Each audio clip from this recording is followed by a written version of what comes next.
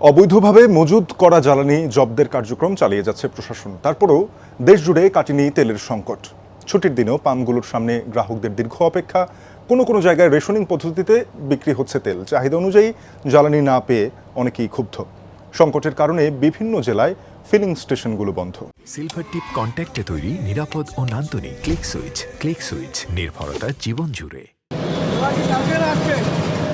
জ্বালানি তেল নেই, তাই সাময়িকভাবে বন্ধ পাম্প। কাজ না থাকায় অলস সময় কাটাচ্ছেন কর্মচারীরা।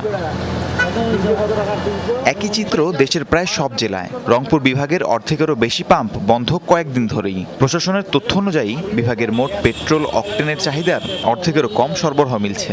এই করছে সংকট নাই, খুব সুন্দর।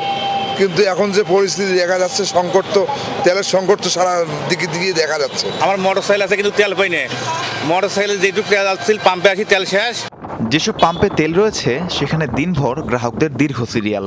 চৈত্রের খরতাপে পুড়েও ফিলিং স্টেশনের সামনে ঘন্টার পর ঘন্টা করছেন অপেক্ষা। রেশনিং পদ্ধতিতে তেল দেয় ক্ষুব্ধ অনেকে। তৈল পাই না, তৈল ক্রাইসিস। এই 1 থেকে 1.5 ঘন্টা পাম্পে দাঁড়াই রইলাম, কিন্তু তৈল পাইলাম 1.5 ঘন্টা পর 2 লিটার। তেল তো পাওয়া যেতেছে না এখন। তেলের তো অনেক সংকট। তেলের জন্য মনে করেন অনেক পরিমাণ কষ্ট হইতেছে ড্রাইভারদের চলতে। ঢাকা থেকে এই বরিশাল আসতে যেমন 100টা পাম্প আছে, আপনার মানে 90টা পাম্প করলে তেল পাওয়া যায় না।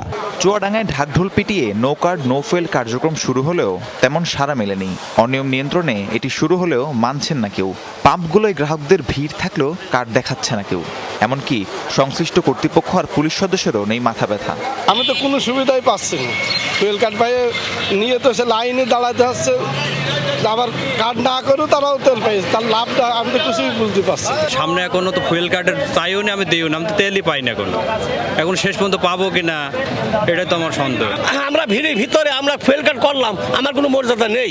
সাধারণ লোকেরও যে মর্যাদা আমাদেরও সেই মর্যাদা। ট্যাগ অফিসার বললো আগামীকালকে থেকে আমরা এই সিদ্ধান্তটা নেব আর কি।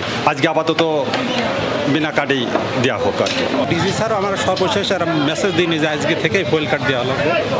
ওই জন্য আমরা এখানে প্রশাসনের যারা আছে সবাই মিলে সিদ্ধান্ত নিলাম যে আজকের মতন ফুয়েল কার্ড ব্যতীত যাক। এদিকে জ্বালানি তেলের অবৈধ মজুদ ঠেকাতে সারা দেশে অব্যাহত প্রশাসনের অভিযান। চট্টগ্রাম, নোয়াখালী ও মেহেরপুরে গতরাতে জব্দ করা হয়েছে প্রায় 42,000 লিটার ডিজেল। রাহিম সারোয়ার, যমুনা নিউজ।